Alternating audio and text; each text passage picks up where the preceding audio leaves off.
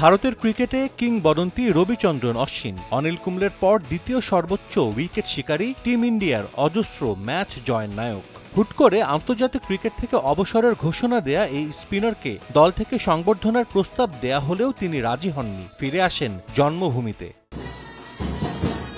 তারকা খ্যাতিতে ধোনি, কোহলি, রোহিত শর্মাদের কাতারে কখনোই ছিলেন না অশ্বিন। জাতীয় দল থেকে অবসর নিয়ে অস্ট্রেলিয়া থেকে তার দেশে ফেরা নিয়েও ছিল না তেমন কোনো হাকডাক।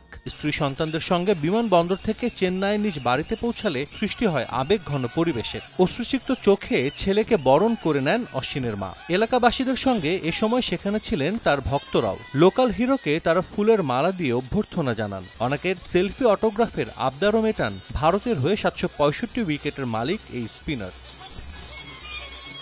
অবসরের সিদ্ধান্তটা নিয়েছেন হঠাৎ করেই। সুযোগ ছিল টেস্টে উইকেট শিকারে অনিল কুম্বলেকে ছাড়িয়ে যাওয়ার, কিন্তু এসব নিয়ে কোনো আক্ষেপ নেই অশ্বিনের।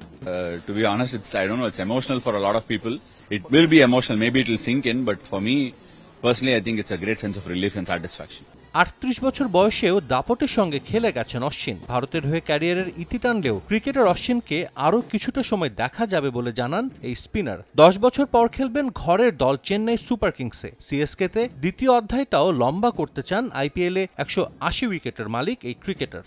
I think that part of me is still burning bright. I'm going to play for CSK and don't be surprised if I try and aspire to play for as long as I can. I don't think Ashwin the cricketer is done. I think Ashwin the Indian cricketer has probably called it time. That's it. আপাতত লম্বা একটা ছুটি পাচ্ছেন অশ্বিন। আইপিএলের 18তম আসর শুরু হওয়ার কথা আগামী বছরের মার্চে। সাজিদ মুস্তাহিদ, সময় সংবাদ।